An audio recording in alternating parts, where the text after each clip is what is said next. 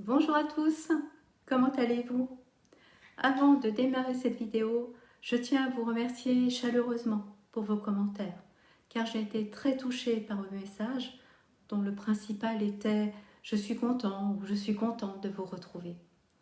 Vous n'imaginez pas la joie que j'ai moi-même à vous retrouver, car comme certains d'entre vous le savent, j'ai vécu une épreuve terrible l'année dernière, d'où mon absence soudaine des réseaux. Donc, un immense merci à vous pour votre soutien. La première partie de ces vidéos, qui a pour titre « Quel est le message de nos épreuves ?», avait pour but de préparer votre esprit à comprendre ou à intégrer le fait que chaque épreuve que nous traversons a une finalité et qu'il ne s'agit nullement d'un hasard ou de malchance. Seulement voilà, pour comprendre le sens profond et véritable de l'épreuve qui nous est donnée de vivre, il nous faut voir au-delà des apparences. Comme je le disais dans ma vidéo précédente, il y a différents niveaux de conscience, mais également différents niveaux d'inconscient.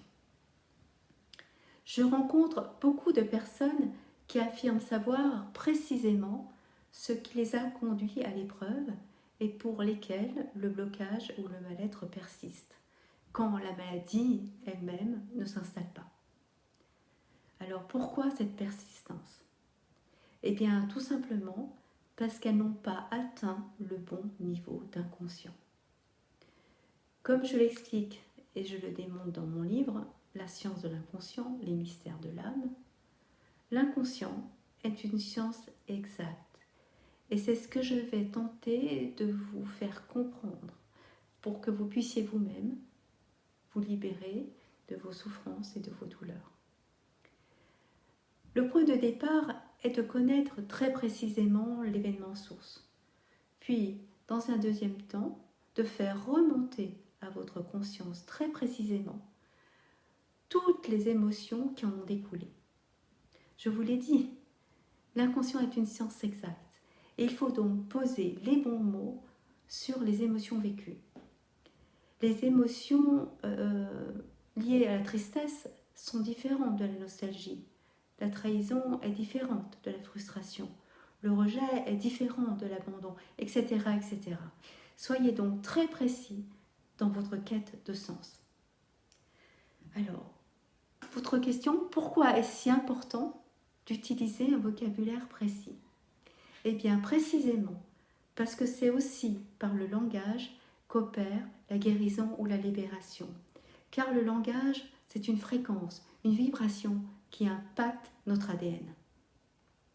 Dans mon livre, toujours le même, dont je mets le lien dans la vidéo, dans la description, je parle de cette découverte via ma pratique.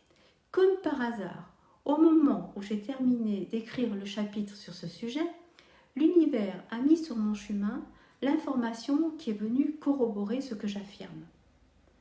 Incroyable mais vrai, des scientifiques russes ont établi que notre code génétique utilise des règles de grammaire et de syntaxe d'une manière très proche du langage humain. Cette découverte a mis en évidence que l'on peut changer l'ADN avec des mots et des phrases prononcées. Mais attention, attention, ici à ce niveau encore une fois, il ne s'agit pas uniquement de prononcer un mot ou une phrase, mais d'être sur la bonne fréquence. Et ça, ce n'est pas aussi simple à ce qu'il semble, puisque chaque individu possède sa propre fréquence. Résumons. 1. Il vous faut trouver l'événement source. 2. Il vous faut retrouver les émotions précises qui ont été mises en œuvre dans la psyché. 3. Il vous faut également trouver les mots, donc MOTS exacts, correspondant au ressenti vécu lors de l'événement. 4. Il faut trouver la bonne fréquence. Vous l'aurez compris, on ne peut pas opérer de libération ou de guérison en prononçant uniquement des phrases ou des mantras. Tout est question de niveau de conscience. Ainsi, le verbe seul ne peut impacter l'ADN. Voici, pour illustrer les différents niveaux d'inconscient, 2 exemples très courts qui ont pour objectif de vous aider à analyser votre situation pour trouver la clé de votre libération ou guérison. Premier exemple. Une femme dit vivre en permanence un profond mal-être en raison d'un sentiment d'injustice présent dans tous les aspects de sa vie, ce qui induit chez elle une grande tristesse et surtout beaucoup de colère. Au premier niveau, il apparaît que cette femme n'a jamais été personnellement victime d'injustice.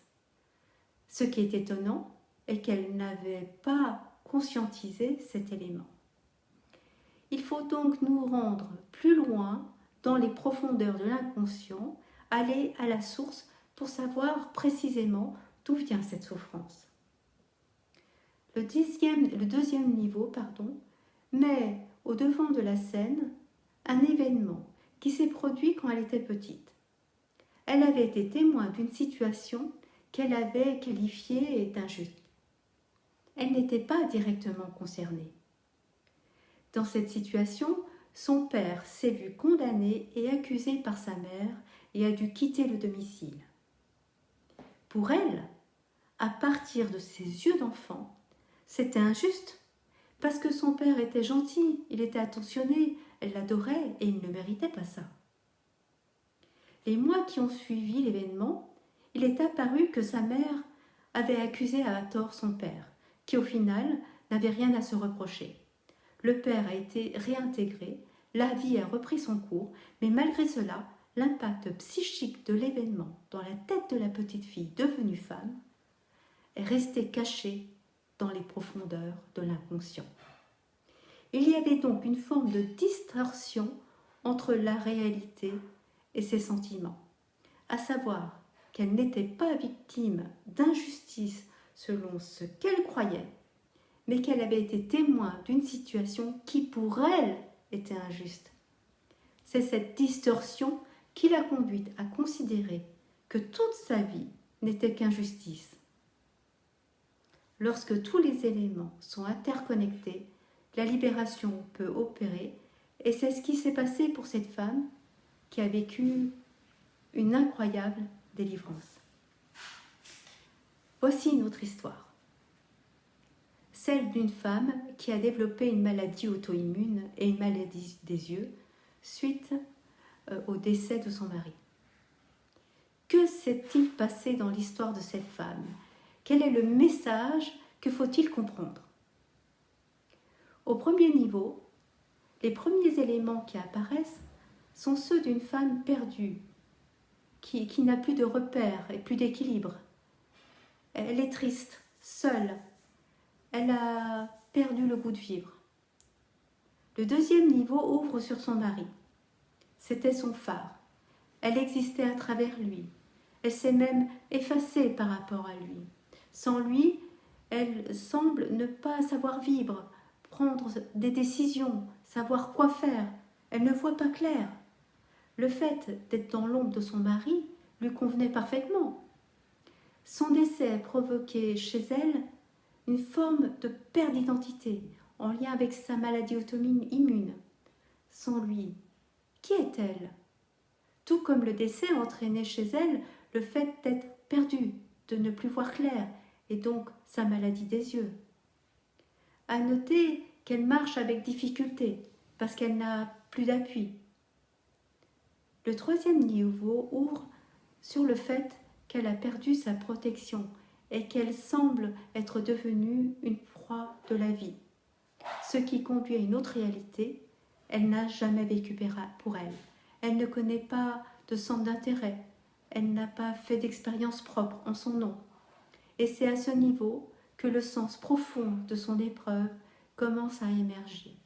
Je dis commence, car cela n'est pas suffisant. Il faut plonger encore plus profond dans les méandres de l'inconscient. Le quatrième niveau nous conduit à son enfance.